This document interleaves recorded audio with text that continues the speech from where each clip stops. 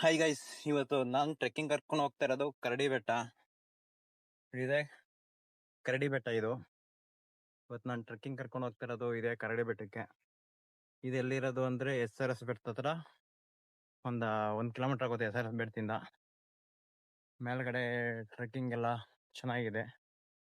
ಇಲ್ಲೊಂದು ಚಿಕ್ಕದೊಂದು ಕೇವ್ ಬೇರೆ ಇದೆ, ಚೆನ್ನಾಗಿದೆ ಗೈಸ್. ಈಗ ಬಂದಿರೋದು ಕರಡಿ ಬೆಟ್ಟ ಎಂಟ್ರೆನ್ಸ್ಗೆ. ಈಗ ಕರ್ಕೊ ಹೋಗ್ತಿರೋದು ಟಾಪ್ ಹೋಗಬೇಕು ಅಂದರೆ ನಾವೀಗ ರೋಪ್ ಸೆಟಪ್ ಮಾಡಬೇಕು. ರೋಪ್ ಸೆಟಪ್ ಮಾಡಿ ಎಲ್ಲರನ್ನೂ ಟ್ರೆಕ್ಕಿಂಗ್ ಹೋಗಬೇಕು. ಇಲ್ಲಾಂದ್ರೆ ನಾರ್ಮಲಾಗೆಲ್ಲ ಹೋಗೋಕ್ಕಾಗಲ್ಲ. ಈಗ ರೋಪ್ ಸೆಟಪ್ ಮಾಡ್ತೀನಿ, ಬನ್ನಿ ಗೈಸ್ ನೋಡಿ. ನೆಕ್ಸ್ಟ್ ಕ್ಲೈಂಬಿಂಗ್ ರೋಪ್ ಎಲ್ಲ ಬಂದಿದೆ ಗೈಸ್. ಈಗ ನೆಕ್ಸ್ಟ್ ಮಾಡೋದೇ ಸೆಟಪ್ ಮಾಡಬೇಕನ್ನ. ಹೇಗೆ ಸೆಟಪ್ ಮಾಡೋದು, ಹೆಂಗೆ ಸೆಟಪ್ ಮಾಡಬೇಕು, ಹೆಂಗೆ ಹತ್ತಬೇಕು, ಅದೆಲ್ಲ ನೆಕ್ಸ್ಟು ಹಂಗೆ ಅಪ್ಲೋಡ್ ಮಾಡ್ತಾ ಇರ್ತೀನಿ ಒಂದೊಂದೇ. ಬನ್ನಿ ಈಗ ರೋಪ್ ಸೆಟಪ್ ಮಾಡೋದು ಫಸ್ಟು. ಕ್ಲೈಂಬಿಂಗ್ ರೋಪ್ ಇದು. ಕ್ಲೈಂಬಿಂಗ್ ರೋಪ್ನ ಸೆಟಪ್ ಮಾಡಬೇಕು ಕ್ಲೈಂಬ್ ಮಾಡೋಕ್ಕೆ.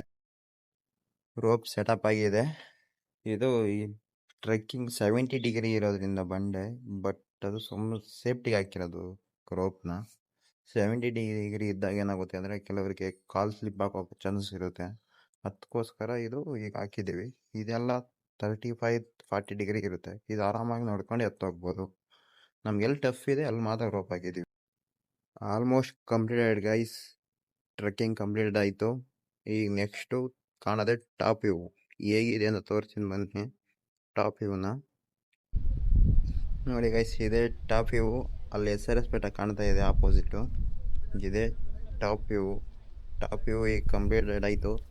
ನೆಕ್ಸ್ಟ್ ಏನು ಅಂದರೆ ಈಗ ರ್ಯಾಪ್ಲಿಂಗ್ ಟೈಪಲ್ಲಿ ಇಳಿಸ್ಬೇಕು. ಈಗ ಅವ್ರನ್ನ ರ್ಯಾಪ್ಲಿಂಗ್ ಥರ ಟ್ರೆಕ್ಕಿಂಗ್ ಕಂಪ್ಲೀಟ್ ಆಯಿತು ಗೈಸ್. ಇದೆ 70 ಡಿಗ್ರಿ ಇರುವ ರಾಕ್.